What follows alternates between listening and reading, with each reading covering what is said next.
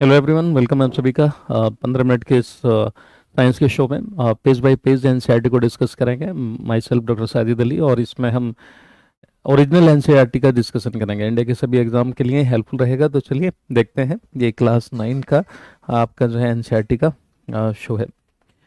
ये 72वीं बीपीएससी का जो हमारा बैच है ये अवेलेबल है ऑफिसर एकेडमिक एप्लीकेशन पर। आप डाउनलोड कर लेंगे प्ले स्टोर से और वहाँ से इस कोर्स को परचेज कर सकते हैं, जिसमें आपको मिलेगा live plus recorded classes unlimited, chapter wise PDF notes, MCQs, board PDF और 15 टेस्ट सीरीज के साथ ये आपको मिलने वाला है। ठीक है, और ये सारी चीज़ें भी हैं एंड जो है आप इसको ले सकते हैं और अपना ऑफिसर बनने के सपने को पूरा कर सकते हैं। तो चलिए पहला क्वेश्चन आप देखेंगे। What is the Latin name of name for iron. लोह का लैटिन नाम क्या है? जो लोहा होता है उसका लैटिन नाम क्या है? और जैसे पीरियोडिक टेबल में आप देखते हैं जो नाम है उनके नाम जो है वो बिल्कुल डिफरेंट से होते हैं। जैसे मान लो पोटेशियम है तो पोटेशियम को पी से डिनोट ना करके के से करेंगे। सोडियम को जो है ना एसओ से डिनोट ना करके एन से करते हैं। इस तरह से गोल्ड को जो है जीओ से ना करके किससे करते हैं? एयू से करते हैं। तो ऐसा क्या है? तो ये लैटिन नाम है। तो इसके लिए कौन सा है? क्यूप्रम है। क्यूप्रम नाम होगा, क्यूप्रम, या फिर जो है फेरम होगा, या फिर क्या है अर्गमेंटम होगा, देन क्या ओरम। तो देखिएगा यहाँ पर जो सही आंसर है वो आपका फेरम है, और यहीं से आपके नाम पड़े हैं फेरस, फेरिक, फेना, इस तरह से करके तो फेरम हो जाएगा। देखिएगा यहाँ से एनसीईआरटी का जो चैप्टर नंबर 3 है, पेज नंबर 21 से इस क्वेश्चन को उठाया गया है। और इसमें आप देखिए यहाँ लिखा है कि लोह आयरन का प्रतीक Fe है, जो लैटिन नाम फेरम से व्युत्पन्न किया गया है, यानी फेरम से लिया गया है। इसी प्रकार सोडियम का प्रतीक Na तथा पोटेशियम का प्रतीक K है, क्रम से नेट्रियम और कैलियम से व्युत्पन्न है। यानी जो ये नाम पड़ा है सोडियम, ये नेट्रियम से लिया गया और पोटेशियम का क्या है? कैलियम से। इस प्रकार प्रत्येक तत्व का एक नाम एवं एक अद्वितीय रासायनिक प्रतीक होता है, सिंबल होता है हर किसी का। आगे हम बात करते हैं निम्नलिखित कथनों पर विचार कीजिए। साधारणतया अणु ऐसे दो या दो से अधिक परमाणुओं का समूह होता है जो आपस में रासायनिक बंध द्वारा जुड़े होते हैं।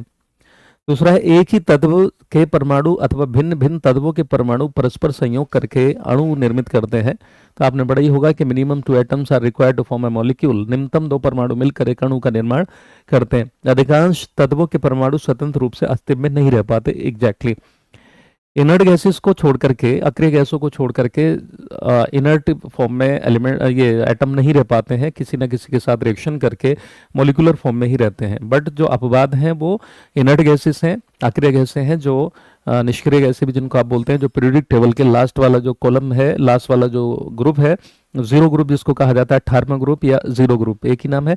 तो उनको छोड़ के helium, argon, helium, neon, argon, krypton, xenon और रेडॉन, इनको छोड़ के सब जो है वो इस फॉर्म में नहीं रह पाते। तो यहाँ पर सही आंसर जो है वो आपका क्या है? तीनों के तीनों स्टेटमेंट क्या है आपके? सही है। इंग्लिश में लिखा हुआ है, तो इंग्लिश में आप देखना चाहते हैं इंग्लिश में देख लीजिएगा, ठीक है ना। तो consider the following statement. A molecule is generally a group of 2 और more atoms held together by chemical bonds. Okay, then क्या? Atoms of the same elements और atom of different elements combine to form molecule. बिल्कुल। Then क्या? Atoms of most element can not exist independently. So your right answer will be the सी।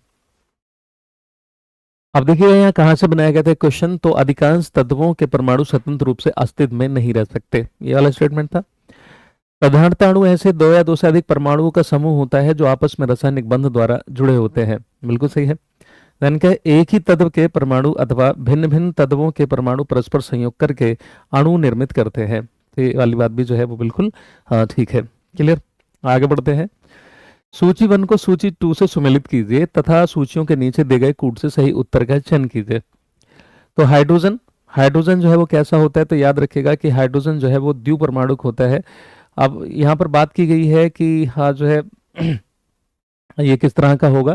सूची 1 को सूची 2 से सुमेलित कीजिए, ठीक है। तो ये किस तरह से ये रहते हैं? ठीक है, जैसे हीलियम है, हीलियम क्या है? एक परमाणुविक है ना। हीलियम की अगर हम बात करें तो अगर इंडिपेंडेंट की बात की जाएगी तो जो है क्या है ये हो जाएगा आपका, ठीक है। देन क्या है? एक परमाणुविक हो गया, एक परमाणु होता है क्योंकि हीलियम को हम इनर्ट गैस में कंसिडर करते हैं, तो वैसे ही है। देन हाइड्रोजन जो है क्या है? वो द्विपरमाणुक होता है, द्विपरमाणुक होता है, ठीक है ना। देन क्या? जो फोस्फोरस है वो क्या है? बहुपरमाणु होता है, जैसे है ना P5 P4 वगैरह ये सब, ठीक है। देन क्या है? जो सल्फर है, एक मिनट, ये हाँ चतुर्परमाणुक होगा, ठीक है, फोस्फोरस। देन क्या है? सल्फर जो होगा वो क्या है आपका? एक परमाणुविक, बहुपरमाणुविक होता है, ठीक है ना। तो यहाँ पर जो स्टेटमेंट ठीक है आपका, और ये कूट जो है वो आपका बनना है बी, तो B will be your right answer है। अगला है match the list one list two, है ना, तो ये वही क्वेश्चन है। ठीक है, तो अब देखिएगा यहाँ से कहाँ से बनवाया गया था। तो हीलियम जो है वो क्या है, एक परमाणु है ना। हाइड्रोजन जो है वो द्विपरमाणुक है। देन क्या जो फॉस्फोरस है वो क्या है, चतुर्परमाणुक है। देन क्या सल्फर जो है वो बहुपरमाणुक है। तो यहाँ से आपका क्वेश्चन सीधे सीधे बनवाया गया था। यहाँ से देखिएगा जो सोडियम है वो एक परमाणुक होती है, आयरन जो है वो एक परमाणुक है, एल्युमिनियम जो है एक परमाणुक है, देन क्या कॉपर क्या है, एक परमाणुक है। ठीक है ना। हमारा जो बीपीएससी एडीओ का बैच है ये भी अवेलेबल है कहाँ पर, एप्लीकेशन पर, द ऑफिसर एकेडमी के। तो टारगेट बैच है ये हमारा, जिसमें language plus general studies, math plus reasoning आपको मिलने वाला है। आप जो है इस कोर्स को ज्वाइन कर सकते हैं। ठीक है, अगला है नीचे दिए गए कथन और कारण को ध्यान से पढ़ें। ठीक है, क्या है, धातु एवं अधातु धन आवेश अथवा ऋण आवेश होता है। धातु एवं अधातु धन आवेश तथा ऋण आवेश होता है। धातु एवं अधातु युक्त यौगिक आवेशित कणों से बने होते हैं। ठीक है, तो नीचे दिए गए विकल्पों में से सही उत्तर का चयन कीजिए। तो देखिएगा धातु एवं अधातु, तो धातु पे क्या होता है, पॉजिटिव चार्ज होता है, धनात्मक आवेश होता है, और अधातु पे देखा जाए तो क्या होता है, ऋण आवेश होता है। धातु एवं अधातु युक्त यौगिक आवेशित कणों से बने होते हैं, तो ये इसकी एक्सप्लेनेशन है। तो सही आंसर जो है वो ए है, कथन ए और कारण आर दोनों सही हैं तथा आर ए की सही व्याख्या है। तो आपका जो है सही आंसर क्या है, एक हो जाएगा। तो ये जो क्वेश्चन बनाया गया है चैप्टर नंबर 3 पेज नंबर 35 से क्वेश्चन बनाया गया है। आइए जरा समझते हैं इसको कहाँ से। तो देखिएगा धातु एवं अधातु युक्त युक्त यौगिक आवेशित कणों से बने होते हैं। किससे बने होते हैं, आवेशित कणों से बने होते हैं। इन आवेशित कणों को आयन कहते हैं। तो इनको हम क्या बोलते हैं, आयन कहते हैं। आयन एक आवेशित परमाणु अथवा परमाणुओं का एक ऐसा समूह होता है जिस पर नेट आवेश विद्यमान होता है। यह ऋण आवेश अथवा धन आवेश होता है। तो इन पर ऋण आवेश तथा धन आवेश होता है। ऋण आवेशित आयन को ऋणायन तथा धन आवेशित आयन को धनायन यानी कटायन के नाम से जानते हैं। तो जिन पर नेगेटिव चार्ज होगा उनको हम ऋणायन यानी अनायन कहते हैं, और जिन पर जो है पॉजिटिव चार्ज होगा धन आवेशित को हम क्या बोलते हैं, धनायन, और धनायन को हम क्या बोलते हैं, कटायन कह देते हैं इंग्लिश में, है ना। तो ये यहाँ से आपका जो क्वेश्चन बन जाएगा। आगे हम बात करते हैं जूल किस भौतिक राशि का मात्रक है। ठीक है, जूल किस भौतिक राशि का मात्रक है। ऑप्शन है आपका वर्क का यानी कार्य। ठीक है, लिखा हुआ ही है उधर। देन क्या एनर्जी, देन क्या बोथ, देन क्या नन ऑफ दीज। ठीक है ना, जूल किस भौतिक राशि का मात्रक है, जूल किस भौतिक राशि का मात्रक है, ये आपको बताना है। तो ऑप्शन है आपका कार्य, ऊर्जा, दोनों, या इनमें से कोई भी नहीं। तो यहाँ पर जो सही आंसर होगा वो आपका जाएगा किसका, तो सही आंसर हो जाएगा कि देखिएगा कार्य का मात्रक भी जूल होता है, ऐसा यूनिट होती है, और एनर्जी की भी यूनिट क्या होती है, जूल होती है। एनर्जी क्या होती है, कैसी कैपेसिटी जिसके द्वारा किसी कार्य को किया जा सके। The capacity to do the work is called energy. समझ रहे हैं ना। तो दोनों जो है वो स्केलर क्वांटिटी हैं, दोनों अदिश राशियां हैं। ठीक है, तो याद रखिएगा सही आंसर जो है वो आपका किसको जाएगा, सी को जाएगा। C will be your right answer है। तो आपका जो सही आंसर होगा वो सी होगा। देन आगे बढ़ते हैं। तो देखिएगा यहाँ से आपका क्वेश्चन बना है, इस प्रकार किसी वस्तु में निहित ऊर्जा को उसकी कार्य करने की क्षमता के रूप में मापा जाता है। यानी एक ऐसी कैपेसिटी जिसके द्वारा किसी कार्य को किया जा सके। ठीक है, इसलिए ऊर्जा का मात्रक वही है जो कार्य का है, अर्थात जूल, है ना। एक जूल कार्य करने के लिए आवश्यक ऊर्जा की मात्रा 1 जूल होती है। तो 1 जूल कार्य है ना, तो 1 जूल कार्य करने के लिए जो आवश्यक ऊर्जा की मात्रा होती है वो 1 ही जूल होती है। कभी कभी ऊर्जा के बड़े मात्रक किलो जूल का उपयोग किया जाता है। 1 किलो जूल में 1000 जूल होंगे। ठीक वैसे जैसे 1 किलोमीटर में 1000 मीटर, इसी तरह से 1 किलो जूल में 1000 जूल मौजूद होते हैं। आगे हम बात करते हैं 15 केजी द्रव्यमान की एक वस्तु 4 मीटर पर सेकंड के एक समान वेग से गतिशील है। वस्तु की गतिज ऊर्जा कितनी होगी, है ना। तो an object of mass 15 kg is moving with the uniform velocity of 4 metre per second, what is the object kinetic energy. तो देखिएगा काइनेटिक एनर्जी का जो फॉर्मूला होता है वो क्या होता है, 1/2 mv², है ना, यही पढ़ा होगा। एम हमें दिया हुआ है कितना, 15 केजी दिया हुआ है। ठीक है, और जो वेलोसिटी है वो हमें 4 मीटर पर सेकंड दी हुई है ना। इसमें फॉर्मूले में हम रख देंगे। तो 1/2 एम का मतलब हो गया 15 और वी का मतलब क्या हो गया, यहाँ 4 रख लिया हमने, इसका स्क्वायर हो जाएगा।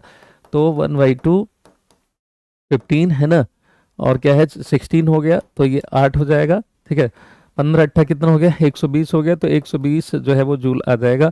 तो सही आंसर जो है वो आपका कौन सा होगा, 120 जूल हो जाएगा। तो your right answer will be the 120 joule, है ना।